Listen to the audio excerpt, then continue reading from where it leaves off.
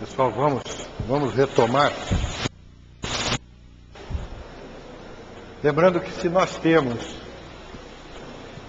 uma série de problemas com negatividades, com máscaras, problemas naturais, como nós vimos, da nossa própria evolução, nós temos que levar em conta também que, invariavelmente, nós temos os meios para nos precatermos dessas mazelas, digamos assim, que muitas vezes nós ainda carregamos.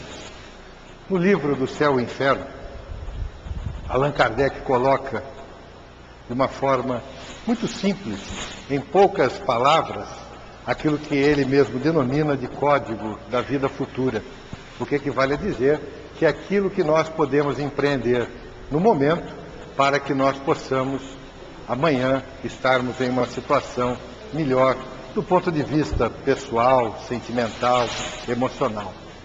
Se nós olharmos passado, presente e futuro, o Hermínio Corrêa de Miranda tem uma condição filosófica que sempre nos chamou a atenção.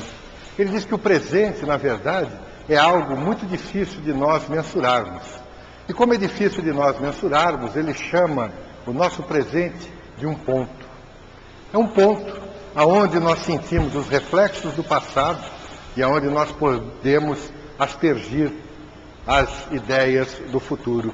Porque é muito difícil, porque aquilo que nós acabamos de dizer já foi passado e ela vai se refletir no nosso futuro. Então a ideia é que o nosso presente seja um ponto. Mas é um ponto que nós chamamos de ponto de conversão. É exatamente através desse instante, desse momento que nós definimos as nossas próprias condições para reestruturar o nosso futuro. Então Allan Kardec, nesse código da vida futura, ele coloca de uma forma insofismável que o sofrimento é inerente à nossa própria imperfeição.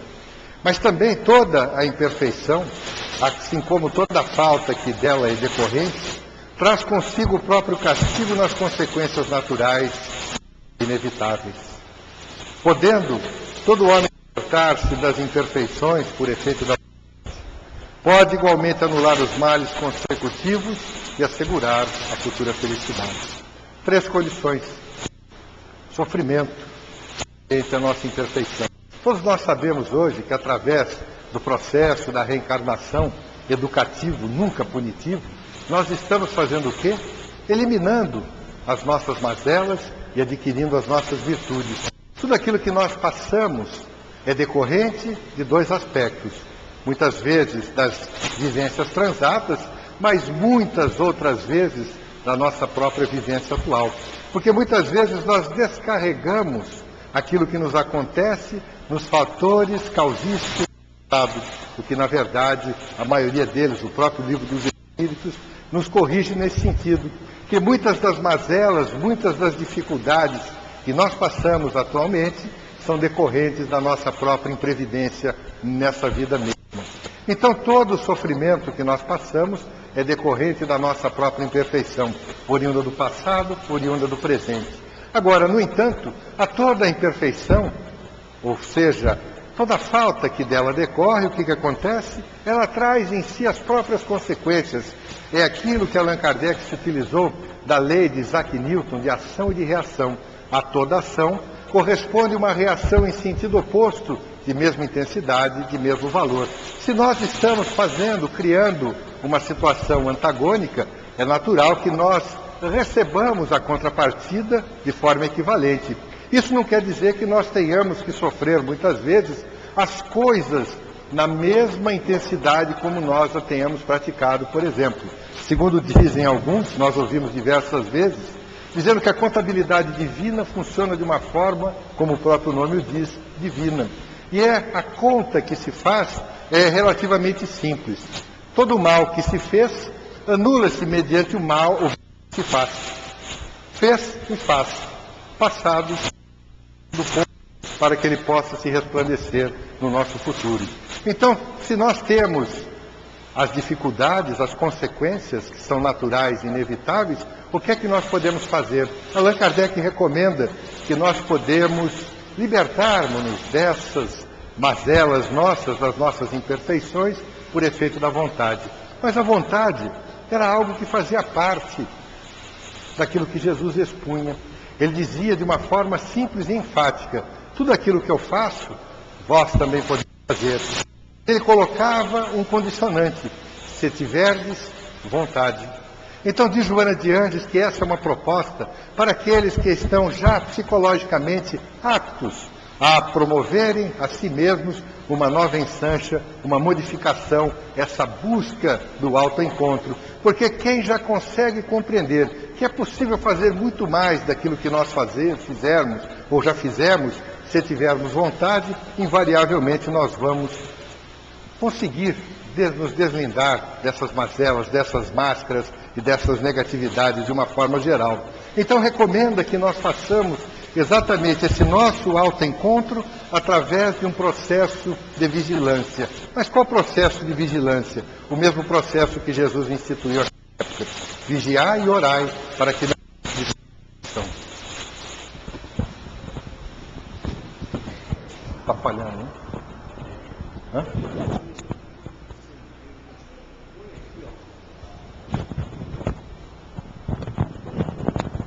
Bateria? Bom. Então a proposta que nós vamos encontrar nesse processo de autoencontro é também o processo de vigilância. Jesus preconizava de uma forma simples: vigie e ora para que não entres em tentação.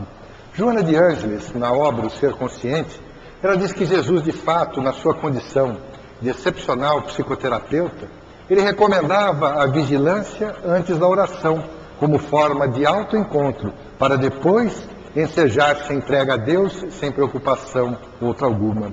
Mas quando nós queremos adentrar a esses aspectos da vigilância e da oração, nós devemos tomar alguns cuidados, porque às vezes as coisas se nos passam desapercebidas. Nós temos dificuldades, às vezes, de abandonarmos determinados comportamentos que nós temos carregado durante muitos anos, muitas décadas, quiçá às vezes durante muitos séculos. Então, como nós temos às vezes essa dificuldade em nos deslindarmos das mazelas e queremos que ela aconteça de uma forma repentina, porque nós somos ainda muito imediatistas. Nós tomamos uma resolução agora e queremos que o resultado venha em seguida, de uma forma bastante imediata. Na verdade, não é assim que acontece, nem pode ser dessa maneira, porque a cada situação que nós criamos, invariavelmente nós temos a resposta, como nós dissemos, da ação e da reação. Mas Jesus, se nós olharmos no seu Evangelho, ainda dentro desses aspectos das parábolas, ele trazia mais informações para que nós pudéssemos aprender a conviver com as nossas mazelas e com as nossas próprias dificuldades. Ele então dizia, através de uma parábola, que certa ocasião, um senhor de muitas terras, ele semeou o trigo, mas à noite, quando ele dormiu, veio o inimigo e semeou o joio. Logo depois, quando o joio começou a brotar junto com o trigo, os seus servos vieram a ele e lhe perguntaram: o senhor quer que nós ceifemos o joio? Ele disse: não. Porque se agora você for ceifar o joio, invariavelmente há o risco de ceifar também o trigo. Então vamos esperar, porque lá na frente, quando o trigo estiver pronto para ser colhido, aí sim nós vamos ceifar o joio e o trigo, e nós vamos separar: o que for joio vai para a fornalha, e o que for o trigo vai exatamente para o nosso celeiro. Então Jesus narra essa parábola nos recordando que quando nós dormimos, ou seja, quando nós não estamos atentos, quando nós não prestamos atenção, vem o inimigo e semeia o joio. Ah, mas quem é o inimigo? O maior inimigo que todos nós temos somos nós mesmos. Nós é que semeamos o nosso próprio joio. Como nós temos a essência divina, que é aquele trigal exuberante, e colocamos o nosso joio no meio, o que é que vai acontecer? Se nós tentarmos ceifar as nossas mazelas de uma forma repentina, imediatista, nós corremos o risco de não encontrarmos o campo adequado do ser essencial, daquela essência que todos nós carregamos. E aí vem o Espiritismo colaborando com essa ideia, porque na questão 115 que nós vimos lá atrás, nós também vimos que fomos todos criados na simplicidade e na ignorância. Mas Allan Kardec persiste na questão seguinte, na 116, perguntando se todos os espíritos vão alcançar a plenitude. E a resposta é positiva, dizendo que sim. Todos nós vamos alcançar a nossa plenificação, mas, no entanto, nós vamos progredir, na maioria das vezes, lentamente. Nós não temos aquelas progressões, os nossos saltos não são tão gigantescos. Nós comentávamos agora há pouco a respeito de algumas coisas que a Bíblia traz. Se nós olharmos para o lado das alegorias, nós vamos conseguir compreender ou interpretar outras coisas, como, por exemplo, a escada de Jacó. Aquela visão que Jacó narra ter tido de uma escada muito longa, em que deveriam ser galgados cada um dos degraus para que ele pudesse alcançar o céu, para que ele pudesse alcançar a plenitude. É da mesma forma, se nós começarmos a galgar os degraus de forma muito apressada, o que é que vai acontecer? Tem que ter um patamar para descansar, porque senão nós não vamos aguentar. Então essa é a forma como nós devemos trabalhar, porque invariavelmente nós vamos progredir lentamente. Podemos progredir um pouco mais, o que não pode é ficar parado. Porque às vezes as pessoas dizem, mas eu vou deixar para a próxima reencarnação. E eu pergunto, mas você já fez conta de quanto tempo vai levar a próxima reencarnação? É bom fazer. Porque se nós olharmos as pesquisas de reencarnação, as pesquisas em torno das terapias de vida passada, o Hernani Guimarães Andrade escreveu um livro, Você e a Reencarnação, onde um dos capítulos ele faz uma análise matemática em função de uma série de informações obtidas em livros de pesquisadores em torno da reencarnação, e ele chegou à conclusão que o nosso período médio na erraticidade, ou de intermissão, como ele chama, é de 250 anos. Então significa, ou equivale a dizer, que nós vamos morrer. A maioria dos espíritas quer para o nosso lar, né? Agora com o filme, então, Nosso Lar, por favor assistir, porque eu vi algumas partes do filme, vai ser muito bacana, muito bem trabalhado aparentemente. A maioria dos espíritas, então, queremos ir lá para o nosso lar. Mas depois que morrer, vai acontecer o quê? 250 anos para voltar, em média, para fazer tudo de novo, para começar. Então, sempre é um momento para nós começarmos essa mudança, essa nossa reestruturação do ponto de vista psicológico. Então, o doutor Alírio faz uma propositura para que nós façamos, então, o estabelecimento de um processo de vigilância. Esse processo de vigilância, ele vem chamar pelas iniciais PA-RDA, formam a palavra parda. A palavra não é lá das melhores, mas o significado de cada uma das letras, sim. Através desses 5 instrumentos, ele propõe que nós façamos exatamente essa alteração no nosso ser psicológico e consigamos estabelecer os princípios do autoencontro. A primeira ideia, então, que ele vem trazer a respeito da palavra parda é a letra P, que significa, então, percepção. Segundo o Dr. Alírio, é o primeiro passo que nós podemos dar no nosso processo da vigilância. Porque nós não podemos mudar algo que não percebemos. Para cultivar pensamentos e sentimentos amorosos, é preciso perceber de forma plena e consciente a nós mesmos. Veja a ênfase, de forma plena e consciente. Perceber. Se nós não percebermos algo que devemos combater, como é que nós vamos combater? Não vamos conseguir. Então nós temos que prestar atenção. Mas, no entanto, a maioria das vezes nós somos desatentos com relação a nós mesmos. Tanto é que se nós olharmos a maioria daquelas pessoas que, de certa forma, fizeram uma análise a respeito do ser humano, eles basicamente nos dividiram em 2 tipos, como, por exemplo, aqueles que são despertos e aqueles que ainda estão dormindo em sono. Allan Kardec mesmo coloca o homem carnal e o homem moral. Joana de Ângeles sempre nos fala dos insatisfeitos e dos ajustados, porque insatisfeitos somos ainda a maioria de nós.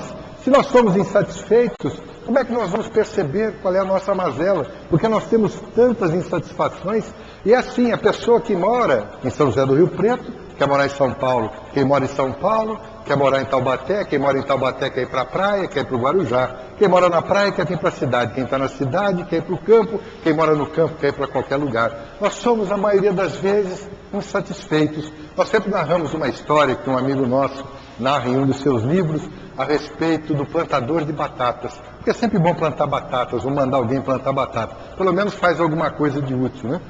O Marcel, que escreveu os livros a respeito, Marcel Souto Maior, que escreveu os livros a respeito do Chico, ele dizia que muitas vezes o Chico, quando estava chegando no seu trabalho, via aquele monte de pessoas paradas, ele dizia assim para o pessoal, pá, pessoal, o pessoal interpretava que era paz, e respondia assim para ele, paz, paz.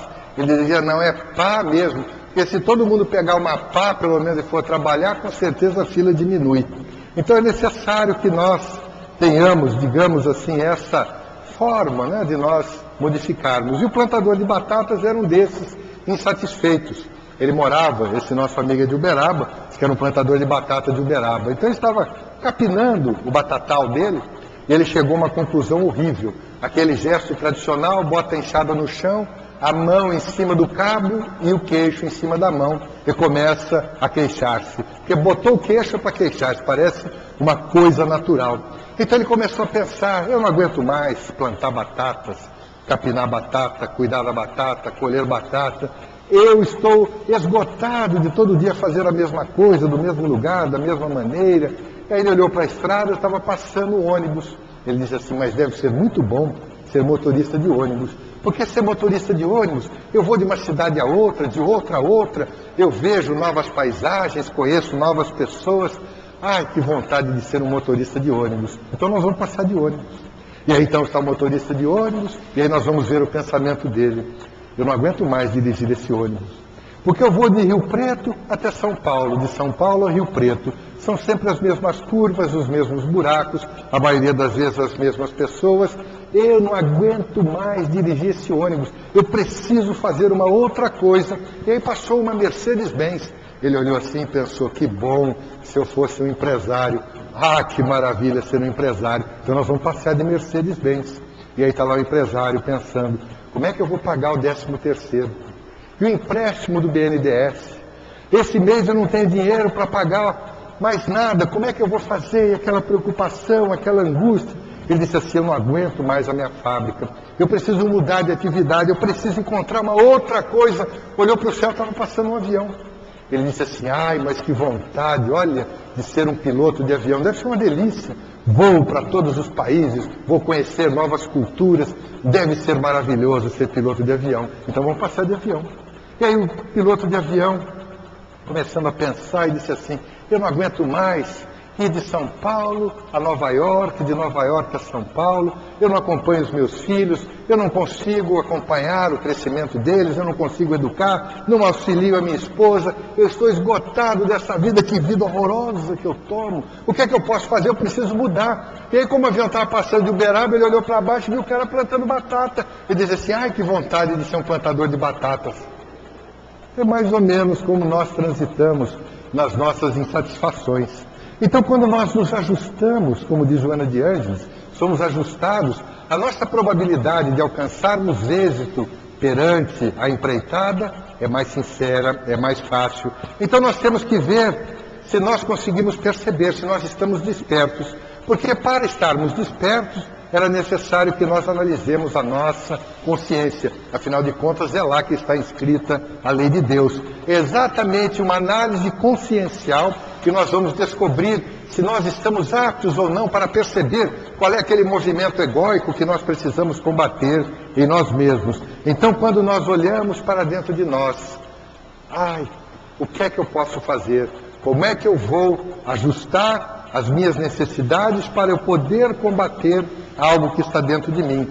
Então, se eu tenho uma consciência de sono, sem sonho, eu não consigo nada. Porque essa é a consciência daqueles que são os ególatras, aqueles que não conseguem ver absolutamente nada. Então nós vamos caminhando para o despertar da nossa consciência. Consciência de sono, agora com sonho. Consciência desperta. Consciência já lógica, para depois adentrarmos a chamada consciência cósmica.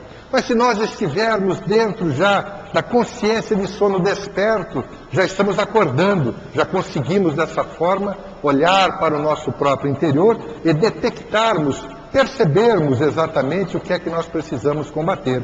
Porque nós temos sempre algumas coisinhas, não são muitas, vá lá. Eu me recordo, há uns anos atrás, Eu não sei se por acaso, que o acaso não existe mesmo, mas alguns amigos nos deram um livro de Joana de Ângeles, logo que ela lançou, chama-se Conflitos Existenciais. E lá tem 20 conflitos. Quando eu cheguei no quinto ou sexto, eu falei, minha irmã, eu sei que a próxima encarnação vai demorar muito, mas vamos deixar alguns para a próxima, porque não dá para combater todos, né? Então nós sempre temos algumas coisinhas que nós podemos fazer, desde que sejam as mais fáceis. Não adianta ficar pensando nas mais complicadas, não. Vamos começar do mais simples. É assim, nós fomos criados nessa simplicidade e ignorância, lembremos lá de trás. Então é nessa simplicidade que nós devemos perceber qual é aquele movimento egóico, qual é a nossa distorção que nós queremos mexer. Se nós conseguirmos, então, já adentrarmos a percepção, percebermos o que é que nós podemos mexer, nós vamos para a segunda parte, a segunda letra, que é a letra A, que significa aceitação. A aceitação, diz o Dr. Alírio, que a partir da percepção que ela acontece.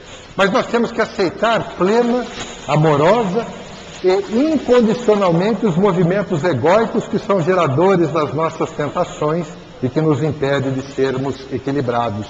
Ora, se nós percebemos o que é que nós temos de mazela, quais são os vícios que nós devemos combater, porque Allan Kardec dizia que para sermos o bom espírita é necessário nós combatermos as nossas más inclinações, o que equivale a dizer aos nossos vícios. Se nós combatermos os nossos vícios, nós vamos adentrar aquilo que nós denominaríamos então as virtudes. Descobrimos um vício que temos uma má inclinação. Mas a partir daí é necessário também trabalharmos com essa aceitação, porque às vezes nós não conseguimos aceitar. Nós percebemos, mas dizemos assim, isso não é lá comigo, eu não tenho nada a ver com isso. Então essa aceitação tem que ser, como dizem hoje os psicólogos, uma atitude proativa, ou seja, que ela tenha um objetivo. Nós teríamos que olhar para a nossa mazela, aceitarmos ela, como diz aqui, incondicionalmente, sem impormos condições. Porque às vezes nós queremos impor condições. Ora, eu tenho um probleminha aqui, mas o que nós fazemos? Racionalizamos. Encontramos uma desculpa esfarrapada qualquer e não queremos aceitar. Então essa aceitação plena não tem que ser, quem é que se lembra daquela novela Gabriela Cravo e Canela? Ela tinha uma música na entrada, eu não vou cantar porque senão vocês vão se encantar com a minha voz. Mas ela dizia assim, eu nasci assim, sou mesmo assim, vou ser sempre assim. É uma desgraça total. É uma coisa horrorosa. Ou então aquele que eu me recordo há uns anos atrás, quando eu era bem jovenzinho, poucos anos atrás, né? Não é tanto tempo assim, em que eu assistia os desenhos da tarde do Hanna-Barbera, e lá tinha um leão e uma hiena. Tudo que acontecia, o leão estava sempre feliz, mas invariavelmente a hiena reclamava, sempre dizendo, ó Deus, ó vida, ó azar. Tem muita gente que lembra de Hard, a hiena, não é? Há pouco tempo ressuscitaram ela num comercial de televisão e ela continua reclamando. Veja que coisa, passaram-se alguns anos, é certo, mas ela continua reclamando. Então esse aspecto da aceitação, ele deve ser pleno, sem condicionantes, proativo, como dissemos, ou seja, que nós tenhamos objetivo na alteração daquela proposta que nós percebemos anteriormente. Porque logo depois que nós estabelecemos o princípio da percepção e agora da aceitação, é preciso que nós andemos um pouco mais e agora caminhemos na terceira letra, a letra intermediária, que é a da reflexão. A reflexão é um dos processos mais complexos que nós podemos passar. Porque, como dissemos lá atrás, até numa leitura simples de uma obra que nos chama a atenção, que seja de interesse, nós fazemos o quê? Nós desvirtuamos da ideia. Buda dizia que todas as vezes em que nós fechamos o olho a fim de reflexionarmos ou refletirmos a respeito de alguma coisa, aparece um macaquinho louco. São aqueles milhares de pensamentos que ficam pulando em nossa mente e nós não conseguimos estabelecer o princípio mais adequado. Então Joana de Ângeles diz que é necessário que nós nos preparemos para esse processo de reflexão. Porque quando nós recebemos mensagens de toda espécie, nós criamos no nosso painel mental determinadas imagens. Como, por exemplo, quando nós assistimos esses benepláscitos programas de televisão, que daqui a pouco as TVs são tão modernas que daqui a pouco nós vamos colocar mesmo o balde debaixo da televisão para escorrer o sangue de tanta sanguinolência, de tantas notícias lamentáveis. A Noruega tem um processo fascinante nesse aspecto. Lá preconiza-se que a cada notícia ruim que seja veiculada na televisão, no rádio, nos jornais, eles são obrigados a veicular 2 boas notícias. Veja que coisa fascinante. Aqui no Brasil, nada. Nós só ouvimos más notícias e prendem as pessoas na televisão de uma forma estrondosa. Quando nós vemos essas audiências daqueles Big Brother Brasil, é que nós vemos o quanto que nós ainda temos que caminhar para modificarmos as estruturas mentais. Porque nós introjetamos aqueles personagens, ou nós pensamos que poderíamos ser nós, e damos uma audiência espetacular a coisas que nós não deveríamos fazer. E guardamos no nosso painel mental essas coisas que são veiculadas em todos esses noticiários, sejam eles quais forem. E aí nós arquivamos na nossa mente esses acontecimentos. Quando nós paramos, em um momento de introspecção, um momento de conversarmos com nós mesmos, o que acontece? Vem o macaquinho louco, aquele painel mental, daquela indumentária esdrúxula, estróina que nós vimos na televisão, nos aparece e nós começamos a pensar nela e nos esquecemos de refletir a respeito daquilo que devemos. Então o Dr. Alírio diz que é necessário refletir mais plena e conscientemente sobre todas as questões que foram percebidas na fase de percepção, sobre auto-julgamentos que fazemos, as idealizações fantasiosas, o orgulho que mantemos, etc. Porque nós vivemos vinculados, muitas vezes, às fantasias. Nós somos extremamente fantasiosos ainda. Nós colocamos determinadas coisas na cabeça e não conseguimos nos deslindar delas. Quando nós temos relacionamentos amorosos, por exemplo, nós encontramos a pessoa com quem nós queremos nos ligar. Aí, o que é que nós fazemos? Nos casamos. Mas como nós somos, a maioria das vezes, ainda jovens nesse período, nós criamos na nossa mente como se fosse um retrato daquela pessoa. E nós guardamos um retrato. Mas a força da gravidade é imperiosa, derruba tudo, acaba com todo mundo. E quando nós chegamos lá na frente, nós nos olhamos no espelho e a outra pessoa, quando olha para nós, quer reconhecer a fotografia lá de trás. Mas não é o que acontece. São fantasias que muitas vezes nós criamos. É aquilo que nós chamamos, quem já teve a oportunidade de ver um filme do Orson Welles, O Retrato de Dorian Gray. Dorian Gray fez um acordo com Satanás, com Lúcifer, seja lá o nome que se dê, em que haveria de ser pintado um retrato dele. E tudo aquilo de mal que ele fizesse seria refletido no retrato e ele permaneceria sempre jovem. É mais ou menos o nosso perispírito, né? Nós vamos despejando as coisas no nosso perispírito. Era lá o retrato de Dorian Gray. O que nós fazemos é um retrato de Dorian Gray ao contrário, né? Nós vamos envelhecendo, criando outras madurezas na nossa vida e aquele retrato ficou lá atrás.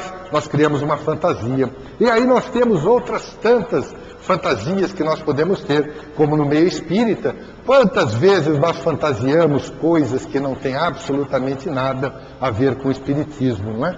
São pessoas que ainda têm uma certa consciência de sono ou um pensamento pré-mágico, pensamento mágico, aquele que ainda se vincula naqueles acontecimentos estrondosos, nos chamados totemismos, aqueles ainda vinculados à litolatria, que ficam adorando as estátuas.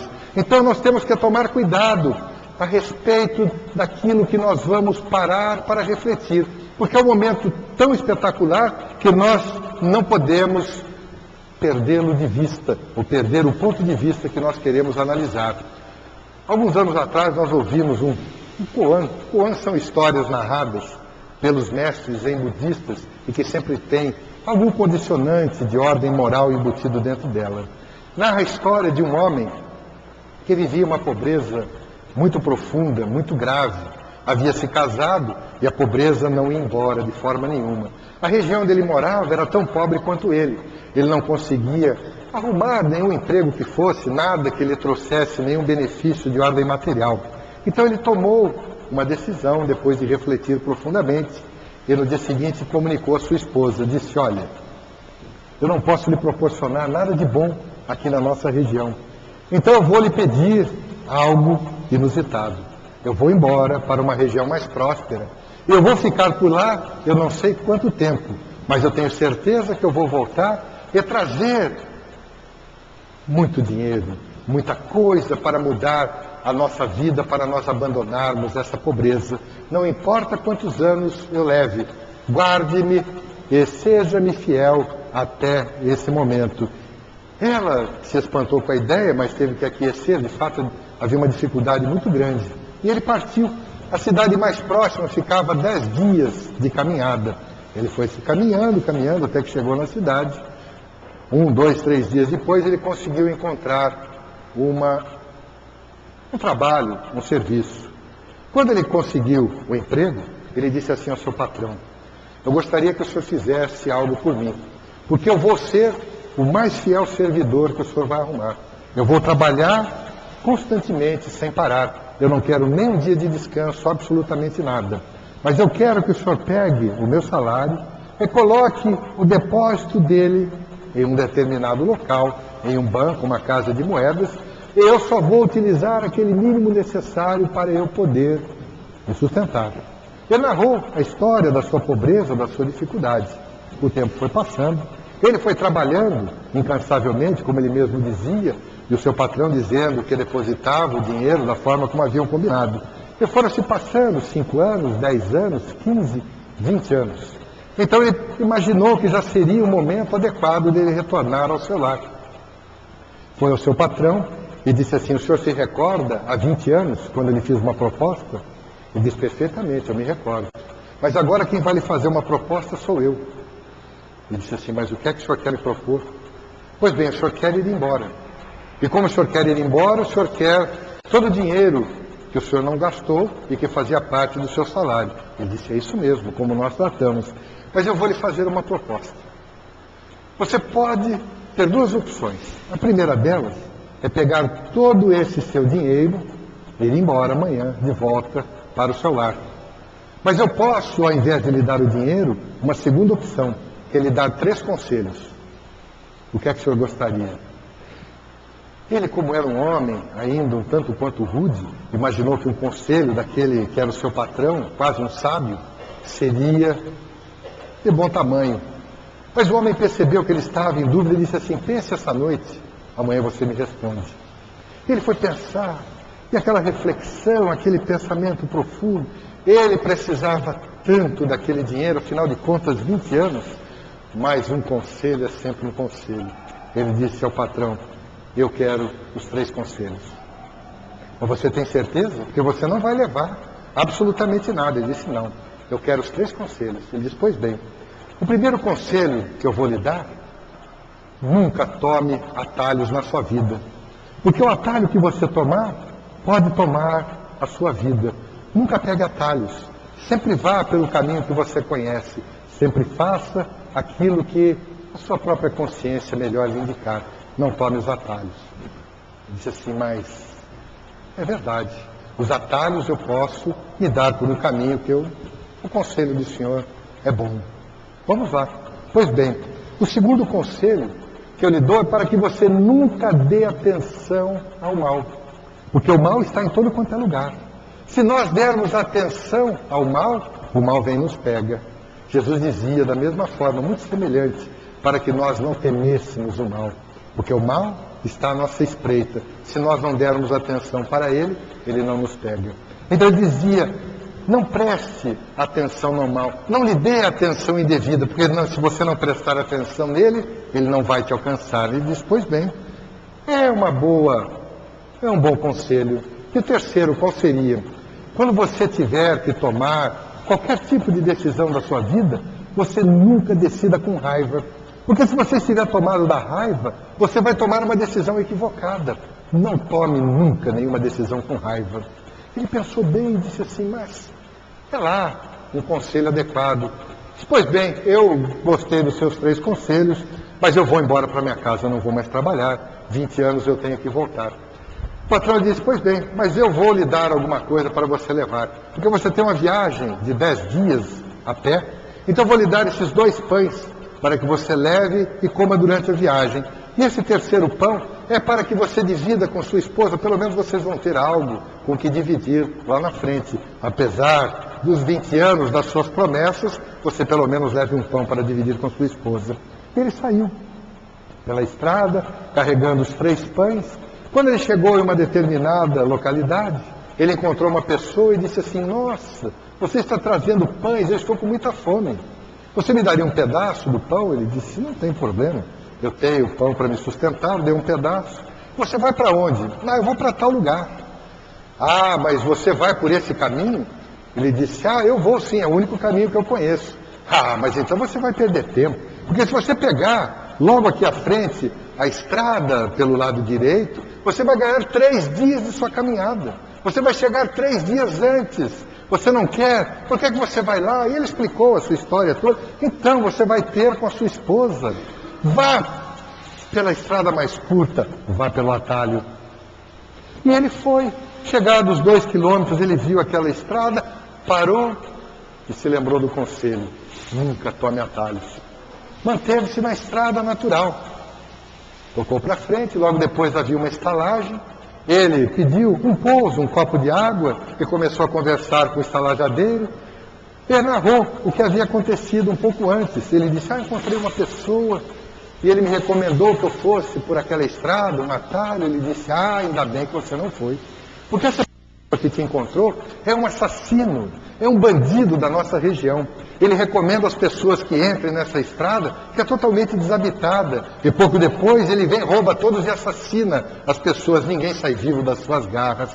O senhor teve muita sorte em não entrar por aquele atalho. E ele ficou todo contente. Disse: olha que bom aquele primeiro conselho. E foi dormir no lugar onde o estalajadeiro se encantou com ele, deu uma cama confortável. Lá por volta das 2 horas da manhã, ele começou a escutar uma gritaria, uma aberração, quebra-quebra. Ele abriu a porta e fez menção a sair. Ele queria ver o que estava acontecendo. Lembrou-se do segundo conselho: nunca dê atenção ao mal. E aquilo que estava acontecendo, aquela gritaria, quebra-quebra, só poderia ser o mal. Voltou para dentro, fechou a porta, trancou e dormiu.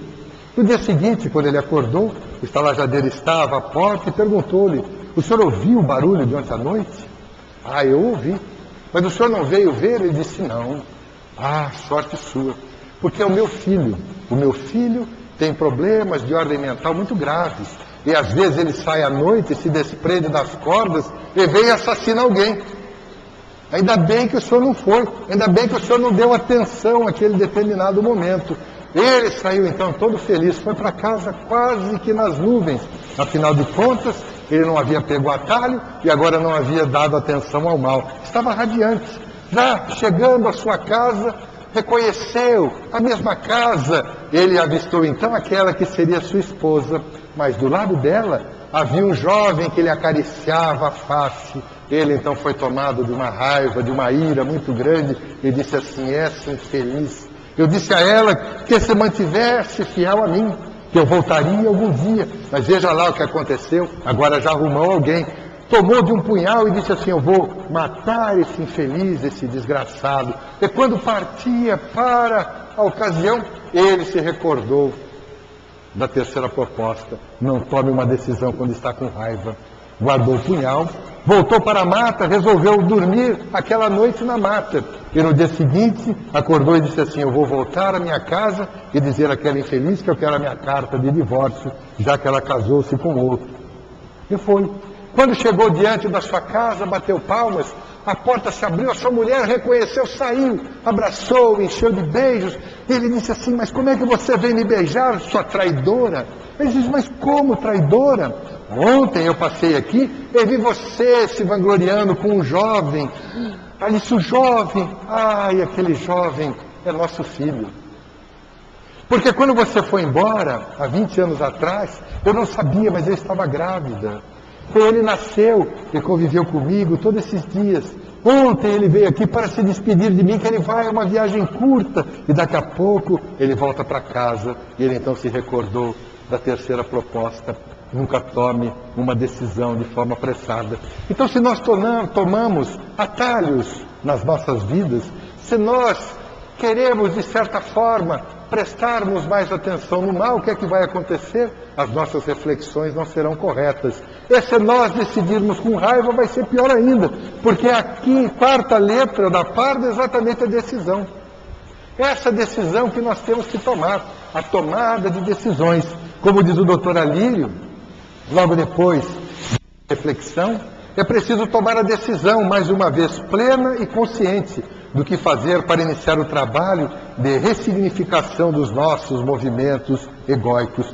Mas essa decisão tem que ser uma decisão real, não aquela decisão que às vezes nós tomamos de domingo.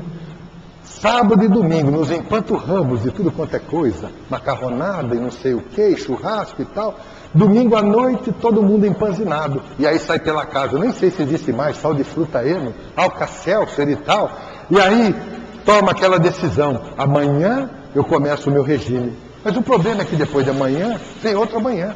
E depois outro amanhã, e não começa. Aí espera o próximo final de semana. Se empanturra de novo, toma a mesma decisão, e nós não começamos nunca. Então essa decisão tem que ser plena, tem que ser consciente. Ela não pode ser aquela que nós jogamos para trás. Porque quando nós temos algum tipo de má inclinação, de uma mazela, nós temos algumas dificuldades em nos desvencilharmos dela. Assim como aquele que faz a vitimização, o CDM, o coitadinho de mim, nós nos habituamos a determinadas circunstâncias e nós não queremos abandonar os nossos hábitos. Mas são os nossos hábitos é que formam o nosso caráter. Então nós temos que mudar o nosso hábito.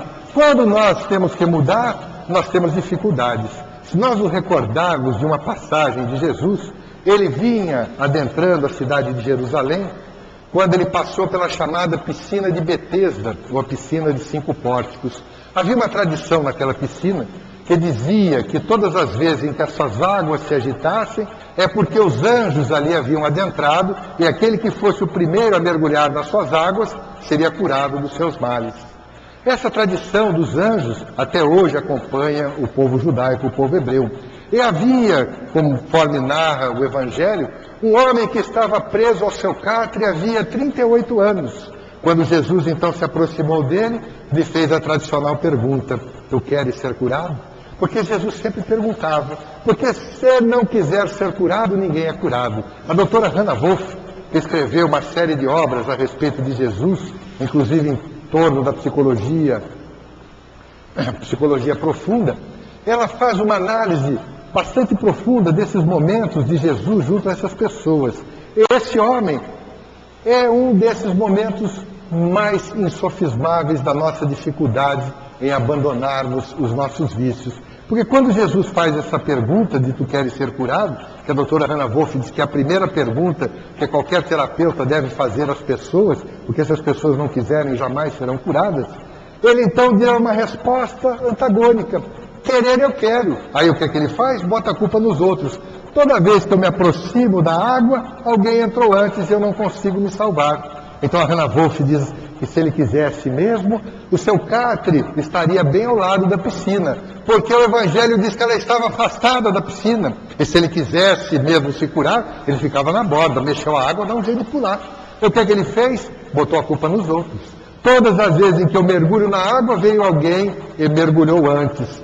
É o que nós fazemos, nós protelamos a nossa decisão, nós não queremos entrar na piscina de Betesda muitas vezes e abandonarmos as nossas mazelas, porque equivale a dizer que nós vamos ter que mudar a nossa própria estrutura mental, comportamental.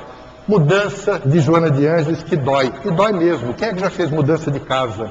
Quem é que mudou as coisas? Chega no final do dia, tá o quê? Aquele ácido lático, tá o quê? Com dor. Mudança mental dói também, porque tem que mudar a casa mental. Então nós vamos ter dificuldades em mudarmos toda essa estrutura. Mas nós temos que tomar essa decisão. E se nós tomarmos essa decisão, finalmente mergulhamos, digamos aí, na piscina de Betesda, nós ainda temos que ir para a quinta parte. A quinta parte que é, finalmente, a ação. Porque quem percebe, quem aceita, quem reflete, quem decide, agora tem que agir. Porque nós estamos acostumados a quê? A reagir. Mas o ideal é agir.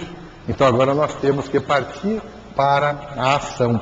Mas quando nós partimos para a ação, o que é que acontece?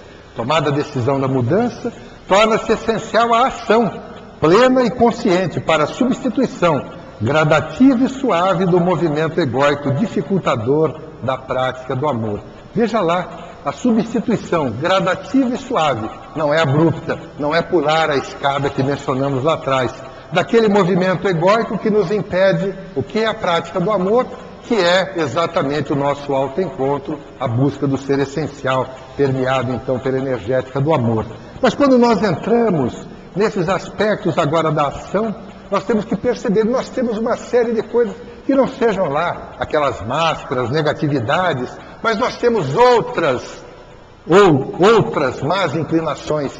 Joana de Ângeles, no Despertar do Espírito, ela se utilizando de uma proposta do psiquiatra italiano Roberto Assagioli, nos fala a respeito das nossas subpersonalidades e superpersonalidades, o eu inferior e o eu superior.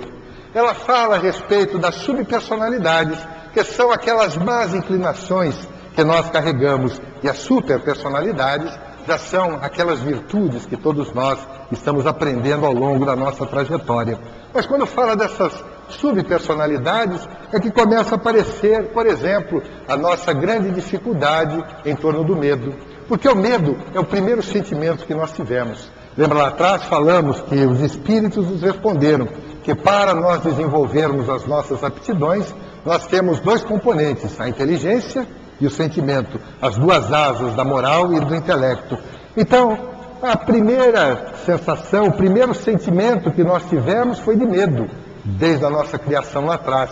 Porque quando nós fomos passando pela fieira das reencarnações, principalmente nos ervos das evoluções que nós passamos, nos reinos chamados anteriores, animal principalmente, qual foi a primeira coisa que nós fizemos? Tivemos medo. E a partir daí nós começamos a ser pessoas ansiosas, porque o medo traz a ansiedade. Mas Joana de Ângeles diz que na atualidade nós temos tanto medo que daqui a pouco nós vamos ter medo de ter medo. Porque é medo de tudo quanto é coisa. Nós temos medo, por exemplo, da velhice. Mas por que nós temos medo da velhice? Porque nós estamos mais perto da morte. É o que diz. Mas tanta gente morre tão mais jovem, mas quando nós vamos ficando mais velhos, nós temos medo da velhice porque nós estamos perto da morte. Mas nós temos medo da doença. Por que nós temos medo de ficar doentes? Porque nós estamos possivelmente também perto da morte. Então a maioria dos medos que nós temos são os medos em função da morte. A maioria de nós tem medo de morrer. Aqui somos, acredito eu, a maioria de nós espíritas, ou espiritualizados, espiritualistas, que já lemos alguma coisa a respeito da nossa vida eterna, que nós não morremos, que nós viemos antes do berço e vamos prosseguir além do túmulo. Mas, no entanto, se nós perguntarmos no fiel da balança para cada um de nós, que somos espíritas e o espiritismo veio matar a morte, quem tem medo de morrer? Eu acredito que a maioria de nós levantaria o dedinho, gente que até arrepiou. É assim, nós somos medrosos com relação à morte. É uma das coisas que nós temos, uma das más inclinações. Ah, mas e se o medo for difícil? Vamos deixar para combater depois. Vamos procurar outra coisa. O que, por exemplo? Ah, eu não consigo perdoar. Ah, mas o Evangelho manda perdoar 70 vezes 7 vezes. Foi o momento de Simão Barjonas, em que ele havia encontrado um antigo desafeto, segundo narra o espírito Amélia Rodrigues, um antigo desafeto do passado, em que lhe havia sido alguém que falara mal a respeito dele. Então Simão, num rasgo de bondade, pergunta a Jesus: Jesus, eu encontrei esse antigo desafeto do passado. Os rabinos dizem que é necessário perdoar até 3 vezes. Não seria bom eu perdoar 7? Jesus foi mais além. Eu lhe digo, não 7, mas 70 vezes 7 vezes. Mas nós então fazemos a conta matemática. 7 vezes 70, 490. Se eu perdoar 490, estou bem. Legal. O Chico era cheio de histórias. Como todo bom mineiro, ele era cheio de histórias, né? Aliás, tem algum mineiro por aqui? Não. Tem alguém de Minas aqui? Até que tem pouco, porque eu tenho um amigo mineiro que toda quanto é vez que ele vai em alguma palestra, ele pergunta se tem mineiro. Como 10 ou 15 levantam a mão, ele costuma dizer que os mineiros vão dominar o mundo. Então o Chico, como bom mineiro, tinha uma série de ideias a respeito das coisas e histórias que não acabava mais. Uma ocasião, narra-se que uma senhora chegou para ele e disse assim: Chico, você me conhece há algum tempo. Você sabe que o meu marido é um ébrio. E faz 20 anos que eu estou casada com ele. Ele chega quase todas as noites alcoolizado. Eu cuido dele, eu dou banho, boto ele na cama, limpo ele. E eu, lendo, relendo o Evangelho esses dias, me deparei com essa ideia do perdão de 70 vezes 7 vezes. Eu fiz as contas, 490, em 20 anos eu já perdoei ele muito mais do que isso. Estou livre dele, Chico? Olha que pergunta. O Chico, naquela saia justa, a sorte dele era ter o Emmanuel do lado, né?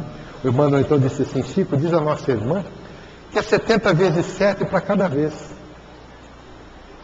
Aí o Chico disse para ela, deve ter ido comprar uma calculadora, né? Porque era uma coisa. Ela foi toda constrangida. 2, 3 meses depois ela voltou, toda encabrunhada, aborrecida. E disse assim: olha lá, minha irmã. O Chico a reconheceu. Ah, Chico, você se lembra de mim? Eu falei: a senhora é inesquecível, não é? Mas o que traz a senhora aqui de outra vez? Ela disse: pois é, Chico, você lembra do meu marido? Lembro, muito bem. Pois é, Chico, eu queria vir aqui para ver se você me trazia uma mensagem dele, porque que homem bom Deus me levou. Então veja lá como nós fazemos as coisas, às vezes, do perdão. Porque muitas vezes nós dizemos que perdoamos. Ah, eu já perdoei fulano de tal, mas Deus há de castigar. É o perdão condicional, não é? Eu já perdoei, eu já nem me lembro. Ah, mas esse infeliz ainda vai pagar. Não é assim que nós dizemos? Então Fred Luskin, da Universidade de Stanford, nos Estados Unidos, diz que essa arte do perdão é algo espetacular, fascinante, que nós podemos trabalhar. Mas ele diz que é uma problemática bastante grave, porque todas as vezes em que nós estabelecemos a mágoa, nós temos muita dificuldade em perdoar. Ah, mas como é que eu vou saber se eu estabeleci a mágoa? É simples de nós analisarmos. Guardou a história? Como guardou a história? Porque às vezes nós guardamos a história do que aconteceu. É muito comum as pessoas nos encontrarmos durante o período do dia e no meio da conversa dizermos qualquer coisa, ela diz assim: ah, eu não me lembro nem o que eu comi na hora do almoço. É muito comum. Mas se perguntar o que é que fulano fez para ela porque ela está brigada, conta tudo, ponto a ponto, sem esquecer. Ou seja, não esqueceu, criou a história. Toda vez que nós criamos a história, se estabelece a mágoa. E quando nós temos a mágoa, a dificuldade do perdão é muito maior. Então nós temos que lutar para nós nos desvincularmos do perdão, da falta do perdão. Mas se nós temos dificuldade em perdoar, vamos tentar o mais fácil. Raiva, por exemplo. 99,999% dos seres humanos sentimos raiva uma vez, 2 vezes, 10 vezes, sabe-se lá quantas vezes. Basta estar dirigindo no trânsito. Agora, com essas ofertas de carros, como nós dissemos lá, 70, 80 meses, que termina o carro e não acaba a prestação, o que é que acontece? Está tudo lotado. Em Campinas há uma campanha de acalmamento dos motoristas, porque lá, 1 milhão e poucos mil habitantes, deve ter 2 milhões de carros. Cada um tem 2 carros, bota o pé em cada um. Porque é carro que não acaba mais, motocicleta. Então você está na rua, é aquele sufoco, aquela coisa, aquele apressadinho que vem e aquela raiva que dá naquele momento. Você dá a passagem, ele passa todo feroz, vai logo, vai, quem sabe você logo aí na frente acha um poste. Aí lembra que é espírita, então vem a raiva espírita, mas de borracha, para não acontecer nada. Então essa raiva que todos nós passamos. Joana de Ângeles diz que nós temos 2 propensões para a raiva. Uma delas que é ancestral, que nós trazemos das reencarnações transatas.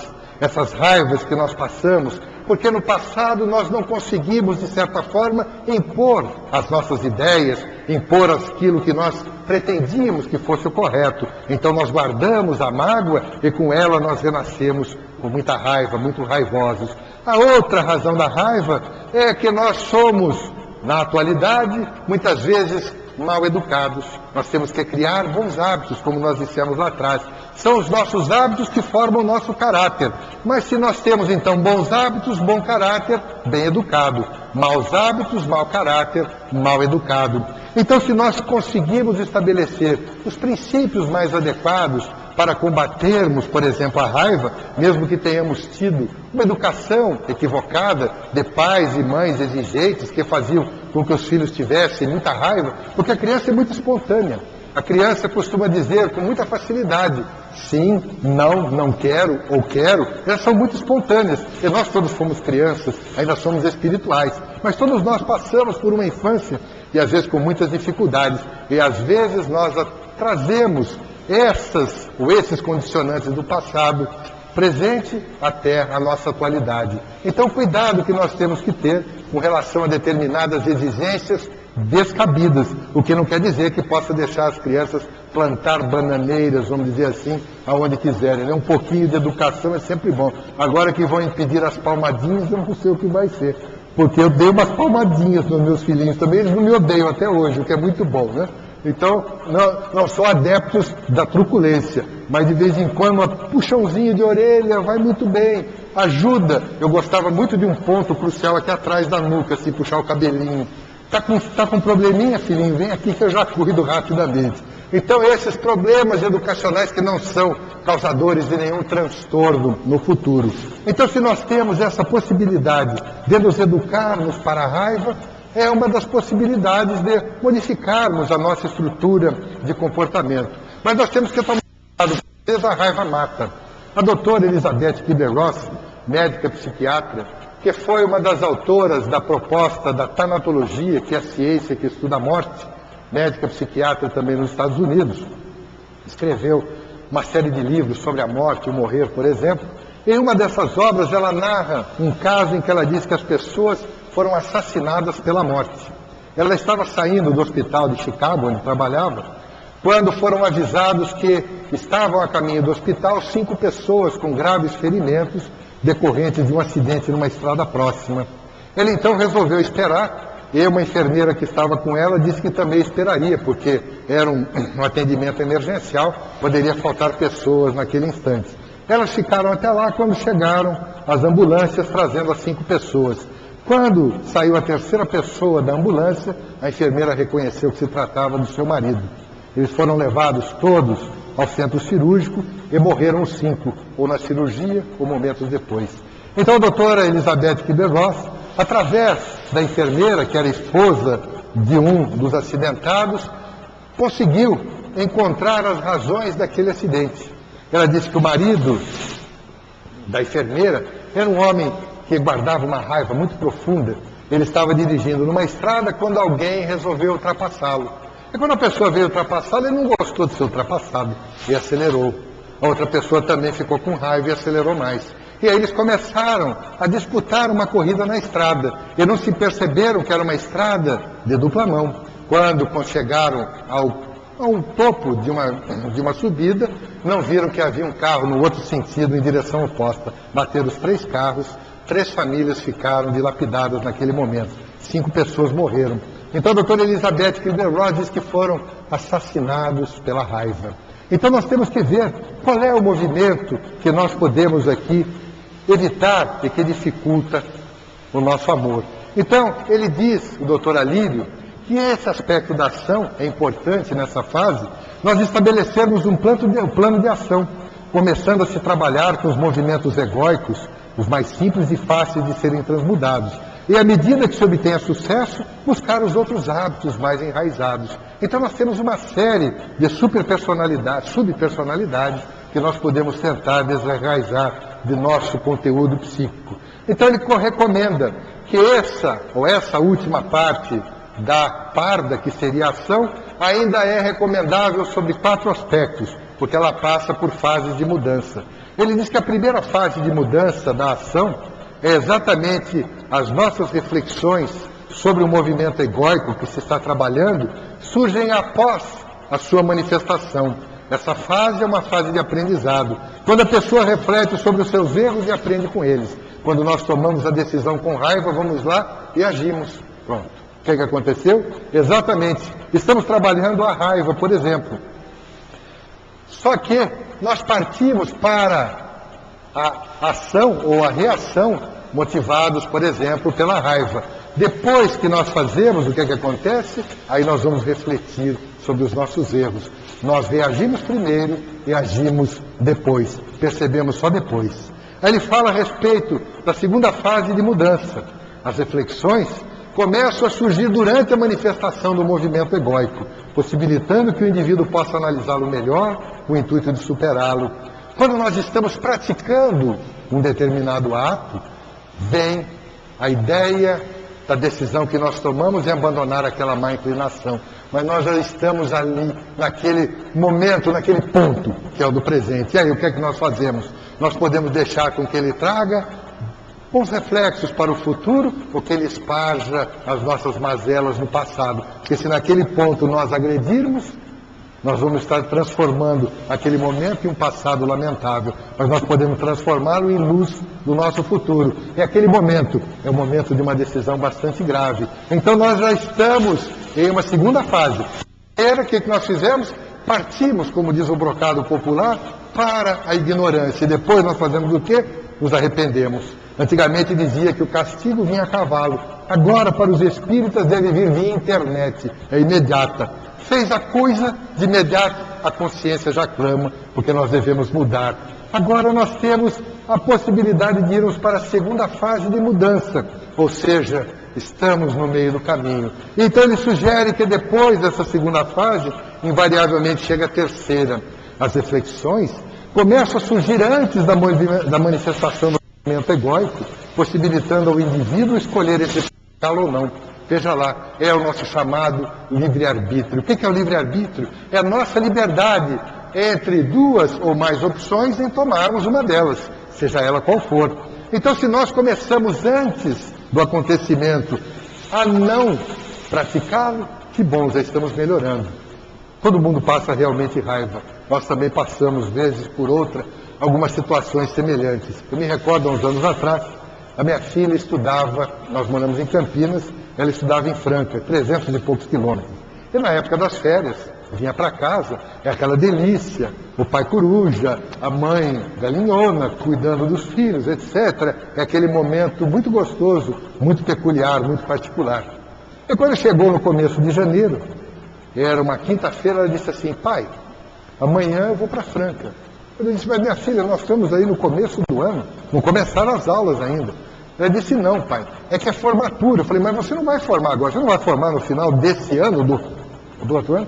Ah, não, mas é formatura da outra turma. Eu falei: mas minha filha, formatura da outra turma é para outra turma. O que é que você vai fazer lá? Ah, pai, mas eu tenho muita amiga e não sei. Mas eu falei: minha filha, isso é coisa de político, que está em tudo quanto é lugar ao mesmo tempo. Larga quem é que convence o jovem. E ela pegou e foi. Foi embora. Eu falei: tá bem, você quer ir? Vá. Mas a coisa ficou assim meia constrangedora, não fiquei contente com a situação. Aí chegou no domingo, era umas 7 horas, 7h10 da manhã, tocou o telefone.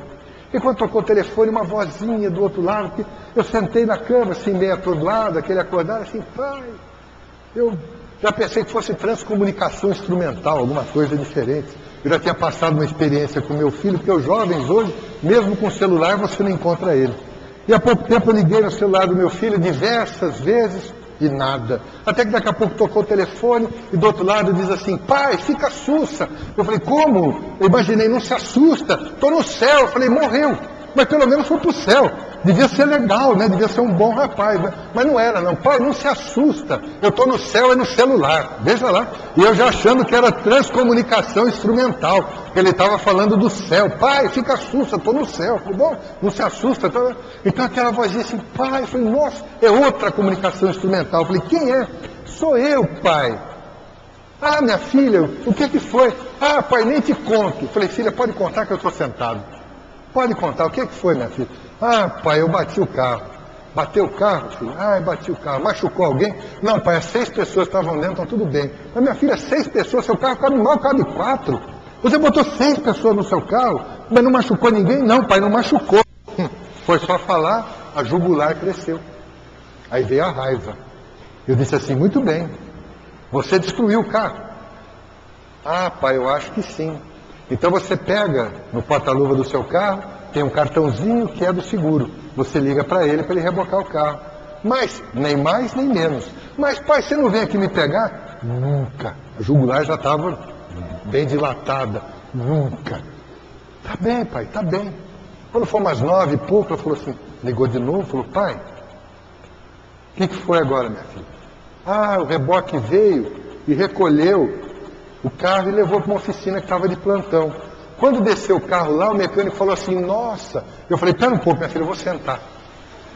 Ele falou, o quê, minha filha? Ele falou, nossa, esse carro vai dar perda total. Aí foi dos dois lados, 2 vezes. E agora, pai, o que eu faço? Você vem me buscar? Nunca. E o que é que eu faço? Viação cometa. Pode pegar o cometão e vir embora. Mas nem mais nem menos, vem embora. Quando foi umas 4 horas da tarde, ela ligou. Ô pai, eu estou na estrada. Você vai me buscar na rodoviária? Não. Mas pai, nem mais nem menos. Venha de táxi, venha a pé, de bonde, do que você quiser. Eu não vou te buscar. Aí passou um pouquinho de tempo. Comecei a pensar. Eu falei, é uma chance de eu pegá-la antes, né? Vou ganhar 10 minutos, 15 minutos. Peguei, liguei no celular e falei, pode me esperar que eu vou te buscar na rodoviária. Calculei a hora, saí de casa, 15 minutos de trajeto, e eu fui pensando, o que é que a minha raiva ia fazer com ela? Se eu ia puxar cabelo, puxar a orelha, se eu ia cortar os cabelos, porque rapar a cabeça ia ser uma boa. Então aí nós começamos a pensar nas coisas mais absurdas, eu pensando. Quando eu estava perto da rodoviária, eu me lembrei de uma palestra uma vez que eu ouvi do Divaldo Franco. Ele disse assim, quando você estiver com raiva de uma pessoa, vai dizer a ela que você está com muita raiva dela. Se ela ficar com raiva de você, é problema dela. Porque você está sendo autêntico. Diga a ela que está com raiva. A sua raiva passa. Se ela ficar, é problema dela. Eu falei, que boa. Pelo menos eu vou desopilá-lo. E fiquei esperando. Cheguei ao carro, daqui a pouco vem ela, toda cabisbaixa. Ela entrou dentro do carro, colocou a mala, olhou assim para mim, aquele olho esbugalhado. Eu disse a ela, minha filha, eu estou com muita raiva de você. Ela olhou para mim e começou a chorar. Aí eu chorei também, passou a raiva. Então nós temos formas de abrandar. Depois a raiva voltou, porque teve aquele negócio de seguro, perda total e tal. Mas naquele momento a raiva passou. Já foi uma boa coisa. E até hoje eu falo para ela, mas minha filha, você me deixou com muita raiva de você. Para ver se ela não faz mais nada, né? Para ver se não volta a nenhuma situação desse tipo. Então a terceira fase de mudança, quem sabe, nós já podemos pensar um pouquinho antes de nós praticarmos. É uma das coisas. Depois nós temos as outras, as subpersonalidades. Mas o Dr. Alírio diz que nós devemos chegar mais adiante ainda. Porque ele diz que é uma falta ainda a 4ª fase de mudança. Porque ele diz que nessa 4ª fase de mudança, o indivíduo começa a perceber que as manifestações do seu movimento egóico, ao que se está trabalhando, vão se tornando, então, cada vez mais raras, até a completa efetivação da mudança, na qual as manifestações já não ocorrem mais, porque se efetivou a transmutação do sentimento egóico em um valor essencial. Nós não damos mais valor ao mal. As coisas que nos acontecem já não nos incomodam mais. Aquilo que nós tínhamos como sendo uma barbárie, algo que interromperia a nossa felicidade, não passa, como sempre diz o Espírito Manuel Filomena de Miranda, um pedrouço no nosso caminho, uma pequena pedra, algo que nós podemos transpor com muita facilidade. Porque aí nós somos dotados da tranquilidade. Porque a raiva, por exemplo, é o primeiro sentimento, o primeiro componente para que nós percamos a nossa alegria de viver. Agora, quando nós conseguimos adentrar a essa 4ª fase de mudança, que nada dessas coisas comuns, das coisas pequenas, vão nos incomodar, nós não vamos mais perder a alegria de viver. E todos nós, os espíritas, temos nos perguntado constantemente, desde que lemos a classificação dos mundos propostas por Allan Kardec e o Evangelho segundo o Espiritismo, e que nós ocupamos na atualidade o 2º lugar na classificação dos mundos, de baixo para cima. Passando do mundo primitivo, estamos ainda nas provas e expiações, às portas, ou no portal de entrada do mundo de regeneração. Esse milênio pretende-se seja a nossa entrada nesse mundo de regeneração. Então, doutor Alírio dá uma amostra daquilo que seria o mundo de regeneração, porque nós sempre nos perguntamos, o que vai ser o mundo de regeneração? Como é que ele será? Como é que nós vamos nos comportar? Diz o doutor Alírio que é esse o comportamento, em que nós não vamos mais nos preocuparmos com as nossas más inclinações, mesmo se elas existirem ainda, nós já vamos ter conseguido essa transmutação desse nosso sentimento egóico para o nosso valor essencial. Nós já teremos nos auto-encontrado, já teremos partido em direção e alcançado o nosso ser essencial, aquele permeado pela grande energética do amor. Nós já não teremos outras preocupações tantas, e nós, mesmo que haja alguma dificuldade, mesmo que haja ainda algumas mazelas, nós nunca mais vamos perder a nossa alegria de viver. Então essa proposta e toda essa psicoterapia à luz do Evangelho é porque Jesus, desde o princípio, quando ele batia suas mãos de enterro bebê naquele peito de homem velho, que era aquele homem Simeão, que acreditou ser aquele o Messias, quando Jesus lhe bateu no peito e disse que viria sim representar os interesses do Pai que está nos céus, no coração de cada um de nós, e que logo depois ele viria trazer-nos as boas novas de alegria, exatamente para que nós não percamos a alegria de viver. Então essa psicoterapia, à luz desse Evangelho, manancial fascinante que todos nós temos à nossa disposição, permanece, e Joana de Ângeles diz que é necessário que nós nos regozijemos, todos os seres humanos, com a mensagem de Jesus, deixando-nos penetrar pela proposta de saúde moral e de paz real que ela proporciona. Então que todos nós possamos permitir que o reino dos céus bata fundo nos nossos corações, que nós possamos conseguir, à medida das nossas possibilidades, abandonarmos as nossas más inclinações, que nós sejamos homens e mulheres melhores a cada dia, que possamos ser melhores hoje do que tenhamos sido ontem e que amanhã ainda possamos ser melhor do que tenhamos sido hoje. É a proposta do Espiritismo a favor de um mundo melhor. É essa grande bandeira que o Espiritismo deflagra desde aquela data que já comentamos, dia 18 de abril de 1857, quando surgiu para o mundo a nova era, a era do ser espiritual, a era que todos nós buscávamos para que alcançássemos paz e plenitude. Então, muita paz são sempre os nossos votos a todos nós, que nós possamos alcançá-la em um regime de muita tranquilidade, de muita plenitude. A todos, muita paz.